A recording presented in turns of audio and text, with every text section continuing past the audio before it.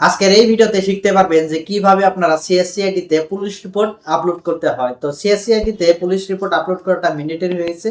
যারা নতুন ভিএলই আছেন তারা হয়তো জানেন না যে কিভাবে সিএসসিআইডি তে পুলিশ রিপোর্ট আপলোড করা হয়।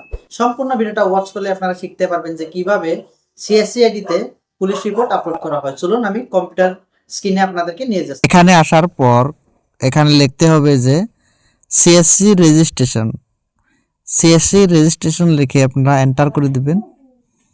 এন্টার করে দেওয়ার সাথে সাথে ফার্স্ট লিঙ্কটাতে আপনারা টাচ করে দিবেন।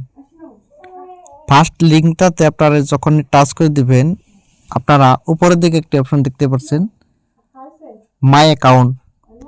জাস্ট আপনারা মাই অ্যাকাউন্টের উপরে টাচ করে দিবেন। টাচ করে দেওয়ার পরে এখান থেকে আপনারা সিএসসি আইডিটা লিখে দেওয়ার পরে এখান থেকে আপনারা ফিঙ্গারপ্রিন্ট দেওয়ার পরে আপনারা ক্যাপচার কোড দিয়ে এগ্রিতে টার্মস অ্যান্ড কন্ডিশন আপনারা অ্যাকসেপ্ট করতে হবে। অ্যাকসেপ্ট করার পরে এখানে সাবমিটে ওকে করতে হবে। তবে সাবমিট ওকে করে দিচ্ছি।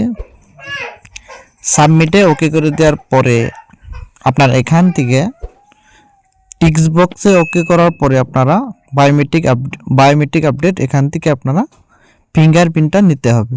জাস্ট আমি স্টার্ট করছি, আমার ফিঙ্গারপ্রিন্টটা নিচ্ছি।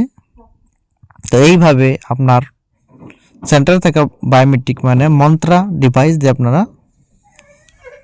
ফিঙ্গারপ্রিন্টটা নিয়ে নেবেন। তো এখান থেকে আপনারা দেখতে পাচ্ছেন